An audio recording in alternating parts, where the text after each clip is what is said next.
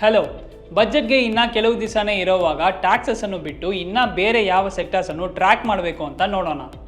First, ಗೌರ್ಮೆಂಟ್ಗೆ ಇರೋ major ಚಾಲೆಂಜಸ್ಸನ್ನು ಅರ್ಥ ಮಾಡ್ಕೊಳ್ಳೋಣ. ಯಾಕಂದರೆ ಇದು ಸೆಕ್ಟರ್ ರಿಲೇಟೆಡ್ ಡೆಸಿಷನ್ಸನ್ನು ಇಂಪ್ಯಾಕ್ಟ್ ಮಾಡ್ಬೋದು. ಜೂನ್ 2024 9.2% ಅನ್ಎಂಪ್ಲಾಯ್ಮೆಂಟ್ ರೇಟಿಂದ ಫಸ್ಟ್ ಬರೋದು ಜಾಬ್ ಕ್ರಿಯೇಷನ್. ಇದಲ್ಲದೆ ಇನ್ಫ್ಲೇಷನನ್ನು ಕಂಟ್ರೋಲ್ ಮಾಡೋದು ಮತ್ತು ಅಗ್ರಿಕಲ್ಚರಲ್ ಚಾಲೆಂಜಸ್ಸನ್ನು ಅಡ್ರೆಸ್ ಮಾಡೋದು ಕ್ರೂಷಿಯಲ್ ಆಗುತ್ತೆ. ಮತ್ತು ಇದೆಲ್ಲ ಮಾಡೋವಾಗ ಎಕನಾಮಿಕ್ ಗ್ರೋತನ್ನು ಸಸ್ಟೈನ್ ಮಾಡೋಕ್ಕೆ ರೆವೆನ್ಯೂ ಮತ್ತು ಇನ್ಫ್ರಾಸ್ಟ್ರಕ್ಚರ್ ಇನ್ವೆಸ್ಟ್ಮೆಂಟನ್ನು ಇನ್ಕ್ರೀಸ್ ಮಾಡೋದು ಮುಖ್ಯ.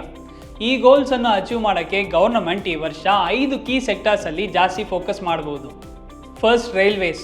ಇಂಟರಿಮ್ ಬಜೆಟಲ್ಲಿ ₹2.52 ಲ್ಯಾಕ್ ಕ್ರೋರ್ಗೆ ಈ ಸೆಕ್ಟರ್ ಅಲೋಕೇಟ್ ಆಗಿದೆ. ಈ ಹೈ ಅಲೋಕೇಶನ್ ಬಜೆಟ್ 2024ನಲ್ಲೂ ಕಂಟಿನ್ಯೂ ಆಗ್ಬೋದು. ರಿಪೋರ್ಟ್ಸ್ ಪ್ರಕಾರ ರೋಡ್ ಮತ್ತು ಹೈವೇ ಕನ್ಸ್ಟ್ರಕ್ಷನ್ನ ಸ್ಪೆಂಡಿಂಗ್ ಸೈಕಲ್ ಮುಗಿತಾ ಇರೋದ್ರಿಂದ ಗೌರ್ಮೆಂಟ್ಗೆ ನೆಕ್ಸ್ಟ್ ಇನ್ವೆಸ್ಟ್ಮೆಂಟ್ ಆಗಿ ರೈಲ್ವೇಸ್ ಇರಬಹುದು.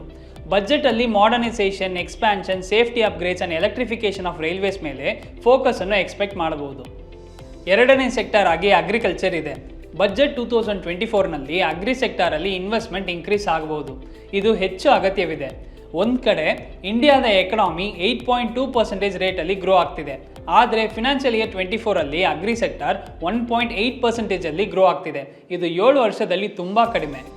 Agricultural research, infrastructure, crop insurance ಸ್ಕೀಮ್ಸ್ಗಳಿಗೆಲ್ಲ ಈ ಬಜೆಟ್ ಹೆಚ್ಚು ಫಂಡ್ಸನ್ನು ಅಲೋಕೇಟ್ ಮಾಡುತ್ತೆ ಅಂತ ಎಕ್ಸ್ಪರ್ಟ್ಸ್ ನಂಬ್ತಾರೆ. ಜೊತೆಗೆ ರೀಸೆಂಟ್ ಪ್ರೀ ಬಜೆಟ್ ಮೀಟಿಂಗ್ಸ್ನಲ್ಲಿ ಹೆಚ್ಚು ಅಗ್ರಿಕಲ್ಚರ್ ಎಕ್ಸ್ಪರ್ಟ್ಸ್ಗಳು ಫಿನಾನ್ಸ್ ಮಿನಿಸ್ಟರ್ ನಿರ್ಮಲಾ ಸೀತಾರಾಮನ್ ಅವರನ್ನು ಮೀಟ್ ಮಾಡಿದ್ದಾರೆ. ರಿಪೋರ್ಟ್ಸ್ ಪ್ರಕಾರ PM ಕಿಸಾನ್ ಇನ್ಸ್ಟಾಲ್ಮೆಂಟ್ ಅಮೌಂಟನ್ನು ಆ್ಯನ್ಯುವಲಿ ₹6,000 ₹8,000ಗೆ ಇನ್ಕ್ರೀಸ್ ಮಾಡೋಕ್ಕೆ ಅವರು ರಿಕ್ವೆಸ್ಟ್ ಮಾಡಿದ್ದಾರೆ.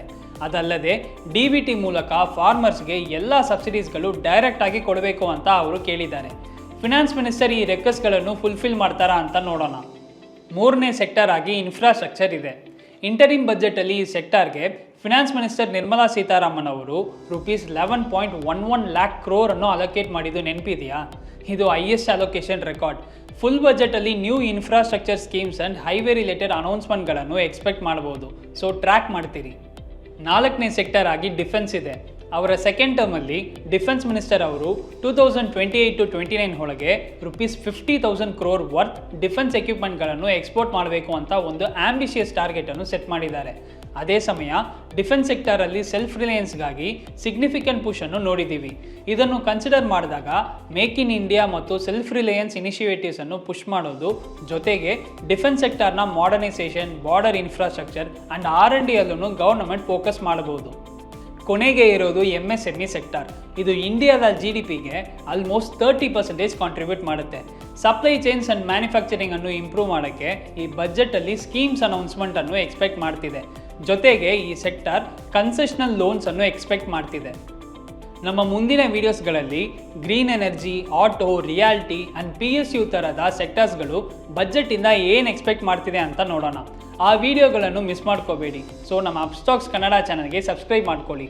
ಮತ್ತು ಬಜೆಟ್ 2024ನಲ್ಲಿ ನೀವು ಯಾವ ಸೆಕ್ಟರ್ ಮೇಲೆ ಹೆಚ್ಚು ಫೋಕಸ್ ಮಾಡ್ತೀರಾ ಅಂತ ನಮಗೆ ಕಮೆಂಟ್ಸ್ನಲ್ಲಿ ತಿಳಿಸಿ.